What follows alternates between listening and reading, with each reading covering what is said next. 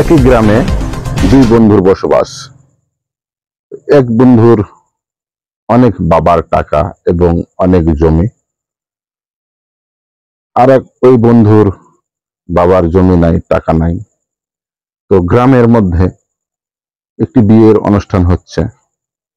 তো বিয়ের অনুষ্ঠানে বড়লোক বাবার ছেলেকে কার্ড দিয়েছে, গরিব ছেলেকে কার্ড দেয়নি। তো আমরা সবাই স্বার্থপর যে গরিব মানুষকে আমরা কার্ড দেব না। যার টাকা পয়সা আছে, জমি জমা আছে, আমরা সব ওনারা কি কার্ড দেব? যে আমি ওনার সাথে চললে তো আমার কদর বেড়ে যাবে, তো আমি জমিওয়ালা লোকের সাথে চলবো এবং ধনী লোকের সাথে চলবো। এখন বর্তমানে এই সমাজে ঘটছে।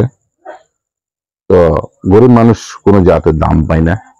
এবং প্রতিটা বাবাকে বলবো, আপনাদের ছেলের জন্য আপনারা বেশি বেশি করে ইনকাম করুন।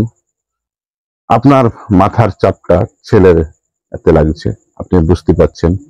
আপনি যদি টাকা ইনকাম করে যেতে পারেন, এই জায়গাটাতে এই ছেলেটি এরকম হতো না। তো অবশ্যই আমরা বেশি বেশি করে ইনকাম করি এবং ছেলেকে প্রতিষ্ঠিত করি এবং নিজে প্রতিষ্ঠিত হই। এ বলে আমি শেষ করছি। আসসালামু আলাইকুম।